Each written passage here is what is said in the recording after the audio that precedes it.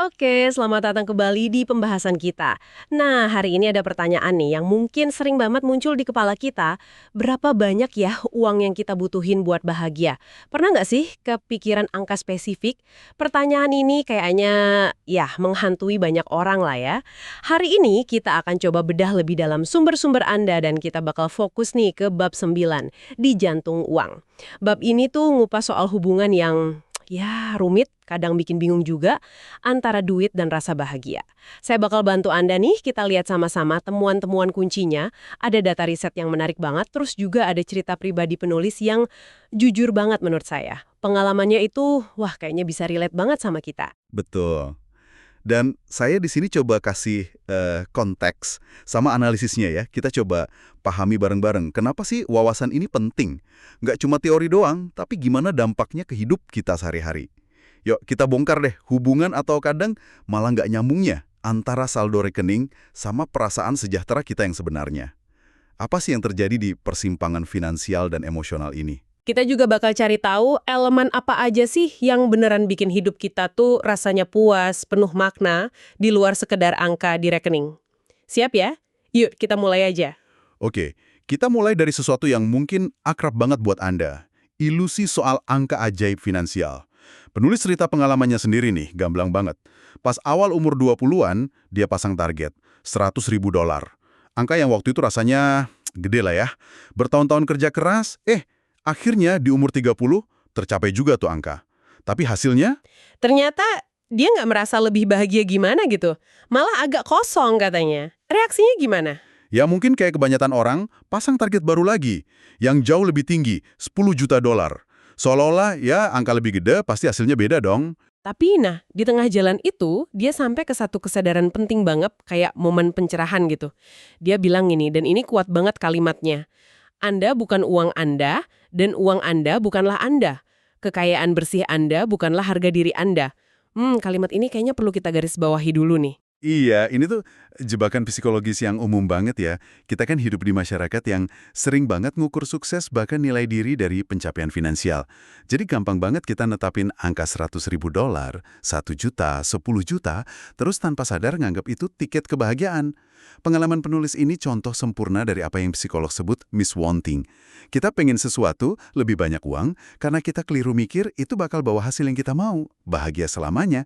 Fokus ke angka ini, ya kayak Anda bilang tadi, bisa bikin kita buta sama apa yang sebenarnya jadi fondasi kesejahteraan emosional kita.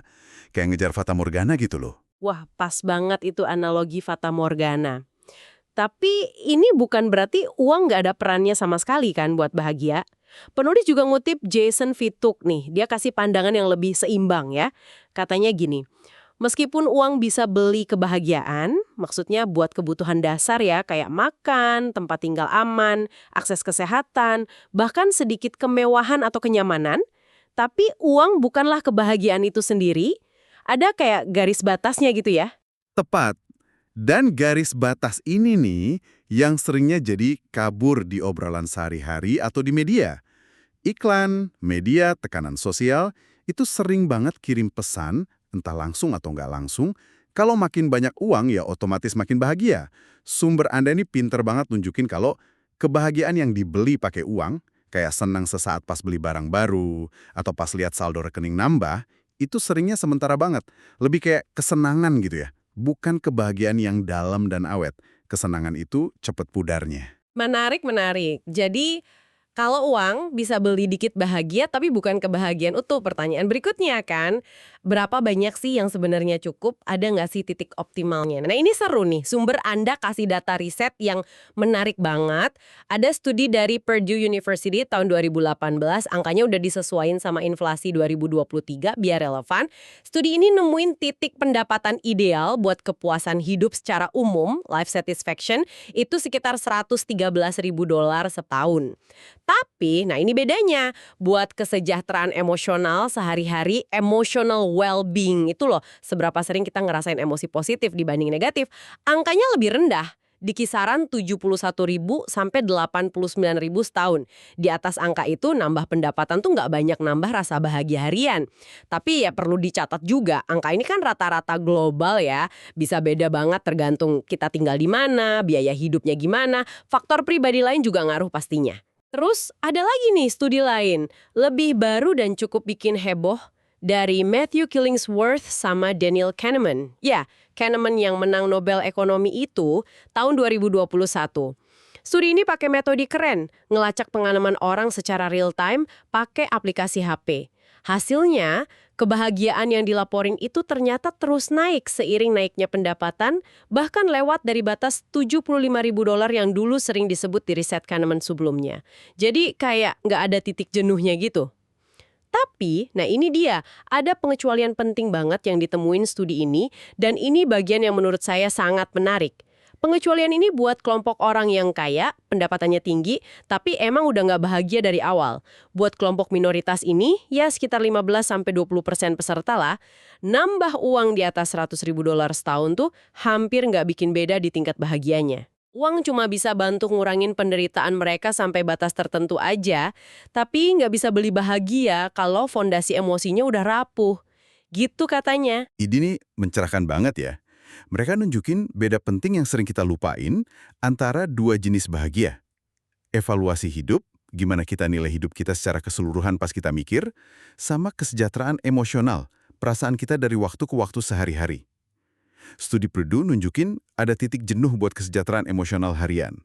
Sementara studi Killingsworth-Kahneman bilang, evaluasi hidup mungkin terus naik sama pendapatan, paling nggak buat mayoritas orang. Nah, pengecualian buat kelompok kaya tapi nggak bahagia itu signifikan banget. Ini ngegarisbawahi batasnya uang. Uang kayaknya bisa beli komponen bahagia yang nyangkut sama kenyamanan, ngurangin stres finansial gitu kan. Tapi dia nggak bisa benerin masalah mendasar non-finansial, kayak kesepian, hidup nggak ada artinya, atau masalah kesehatan mental. Ini otomatis bikin kita mikir ya, buat Anda yang dengerin nih, gimana pengalaman pribadi Anda? Nyambung nggak sama temuan ini? Pernah ngerasain beda antara puas sama hidup secara umum sama perasaan Anda sehari-hari?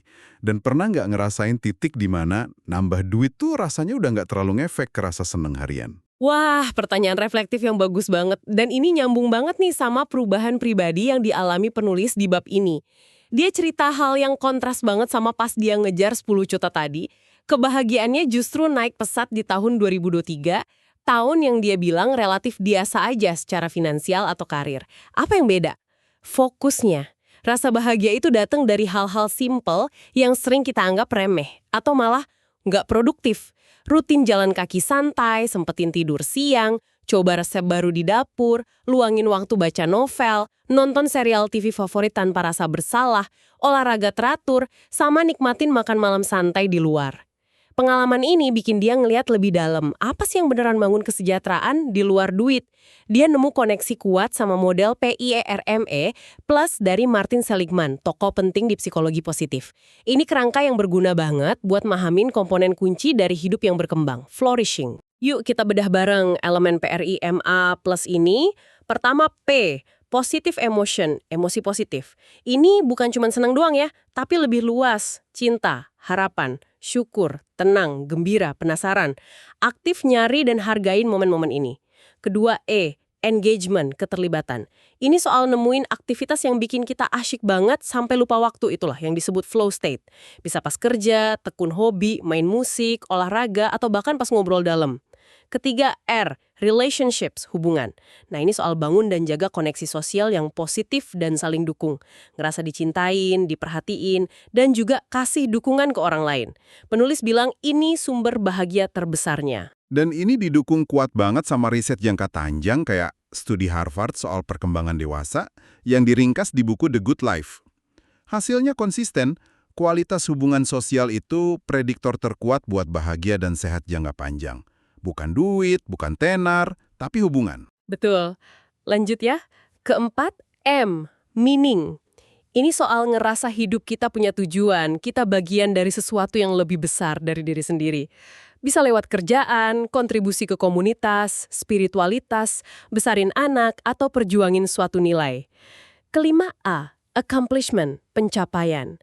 Ini soal pasang target yang menantang tapi realistis, kerja keras buat capek itu, terus ngerasain puas dan kompeten dari usaha itu. Nggak harus pencapaian gede, kemenangan kecil sehari-hari juga termasuk. Dan terakhir ada tanda plus faktor tambahan. Seligman nambahin faktor fisik yang penting banget. Optimisme, cara pandang positif ke masa depan, nutrisi, makan sehat, tidur, cukup kualitas dan kuantitasnya, sama kebugaran fisik, olahraga teratur. Ini fondasi fisik yang sering kita abain pas sibuk, padahal ngaruh banget ke mood dan energi kita. Yang sering banget nekenin A, accomplishment, terutama sukses finansial atau karir, model ini ngingetin kita buat nggak ngorbanin R, hubungan, M, makna, E, keterlibatan, atau bahkan kebutuhan dasar di plus faktor tambahan. Kalau kita sambungin ke gambaran lebih gede, kayak pengalaman penulis tadi, fokus berlebihan ke ngumpulin harta bisa jadi tanpa sadar ngerusak pilar PRMA Plus yang lain. Waktu buat hubungan kesita, makna hidup keabaikan demi target finansial, kesehatan fisik dikorbanin. Jadi, PRMA Plus ini bisa kayak kompas internal gitu, bantu kita jalanin hidup lebih seimbang, mastiin kita nggak cuma ngejar harta, tapi juga kaya dalam arti yang lebih luas. Kompas internal bagus tuh metaforanya. Nah, pertanyaan penting berikutnya, terus posisi uang gimana di kerangka PRMMA Plus ini? Apa jadi nggak relevan sama sekali? Penulis jelasinnya nuanced ya, nggak hitam putih. Uang katanya nggak secara langsung memenuhi kebutuhan psikologis di puncak hierarki Maslow, kayak kebutuhan cinta, rasa memiliki, harga diri, aktualisasi diri. Nggak bisa beli cinta sejati atau rasa hormat tulus ya kan? Tapi, uang punya peran instrumental yang penting banget. Pertama, dia krusial buat penuhi kebutuhan dasar Maslow, fisiologis, makan, air, tempat tinggal, dan keamanan, stabilitas, perlindungan. Tanpa ini, susah fokus ke kebutuhan lebih tinggi. Kedua, uang bisa secara signifikan membantu atau memfasilitasi faktor plus di PRMA+. Makanan organik sehat sering lebih mahal. Ikut gym atau kelas yoga, bayar. Sewa ART atau pakai jasa antar makanan bisa beli waktu luang ekstra buat tidur lebih enak, olahraga, atau quality time sama orang tersayang. Dukung R. Ini nguatin lagi ide utama kalau uang itu alat yang kuat, sarana, bukan tujuan akhir dari hidup yang baik. Perannya fasilitator. Uang bisa ngilangin banyak sumber stres, misal khawatir bayar tagihan, buka pintu ke peluang, pendidikan, traveling, kasih kita sumber daya buat rawat diri dan orang lain, tapi dia nggak otomatis hasilin bahagia intrinsik atau penuhi kebutuhan psikologis terdalam kita. Sumber Anda nyimpulinnya bagus. Sebagian besar hal yang bikin bahagia itu gratis, kayak hubungan, makna, flow. Tapi uang pasti bantu buat fasilitasi atau aksesnya. Paham beda peran langsung sama fasilitator ini kuncinya. Oke, jadi kita sepakat nih uang itu alat. Nah, sekarang gimana cara pakai alat ini lebih efektif biar kebahagiaan dan kesejahteraan kita maksimal? Ini bagian yang praktis banget nih, bisa langsung diterapin. Penulis ngacu ke buku Happy Money, The Science of Happier Spending dari Elizabeth Dunn dan Michael Norton. Ada beberapa strategi kunci yang didukung riset psikologi. Ini benar-benar bisa ngubah cara kita mikir soal belanja. Strategi pertama, beli pengalaman bukan barang. Buy experiences, not things. Riset konsisten nunjukin keluarin uang buat ngelakuin sesuatu, liburan, nonton konser, makan malam spesial, ikut kursus baru, itu cenderung kasih bahagia yang lebih gede dan tahan lama dibanding keluarin uang buat punya sesuatu, gadget baru, mobil mewah, tas mahal. Kenapa?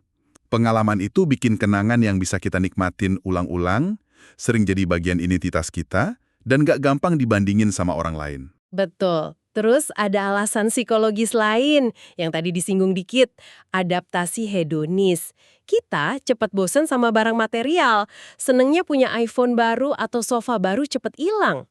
Pengalaman sebaliknya, lebih unik, sering ada unsur sosialnya, jadi efek bahagianya lebih awet. Kenangan indah malah bisa makin manis seiring waktu.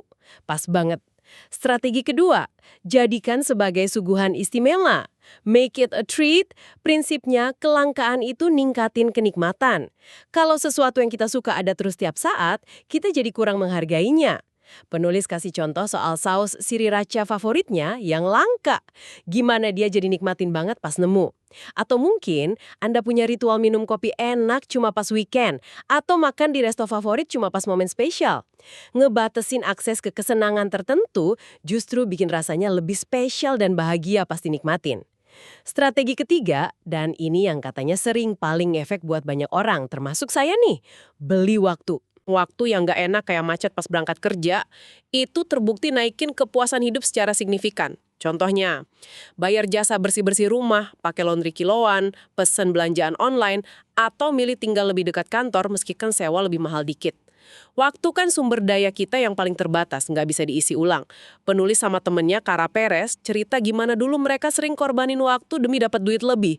Tapi sekarang sadar di balik prioritasnya, rela keluar duit buat dapat waktu berkualitas lebih banyak. Pergeseran mindset yang penting nih. Strategi keempat, Bayar sekarang, konsumsi nanti. Pay now, consume later. Ini mungkin agak aneh ya kedengerannya, tapi ada manfaat psikologisnya. Bayar sesuatu di muka, misal tiket liburan beberapa bulan sebelumnya atau tiket konser jauh-jauh hari, itu ada dua efeknya. Pertama, misahin rasa sakit pas keluar duit dari senengnya pas nikmatin pengalamannya. Pas liburan dateng, rasanya kayak gratis soalnya bayarnya udah lama lewat. Kedua, dan ini mungkin lebih penting, ini bikin ada periode antisipasi yang nyenengin.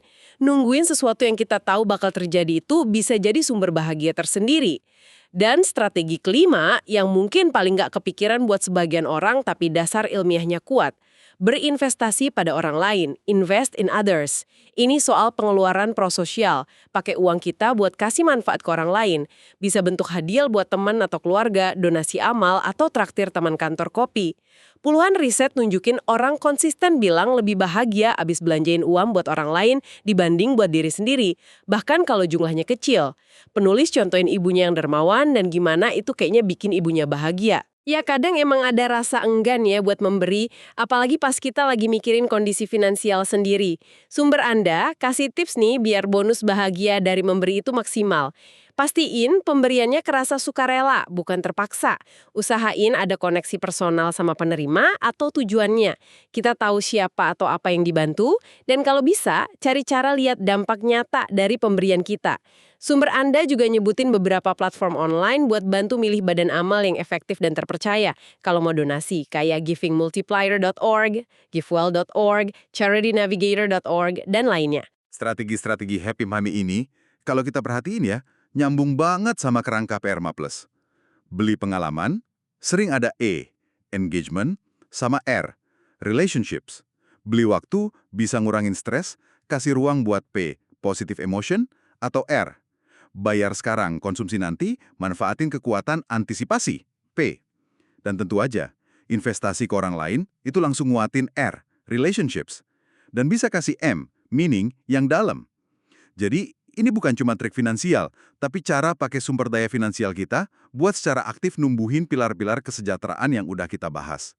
Ini soal belanjain uang sejalan sama nilai-nilai yang beneran penting buat kebahagiaan manusia. Jadi setelah semua obrolan kita ini, kesimpulan utamanya apa dong buat Anda? Pembahasan mendalam kita dari bab 9 ini ngasih gambaran yang kaya dan ya, nggak simpel ya. Ya, uang itu penting, dia kasih fondasi aman, nyaman, buka akses ke banyak hal yang bisa ningkatin kualitas hidup. Tapi jelas bukan segalanya, bukan sumber utama dari bahagia yang dalam dan kepuasan hidup yang awet.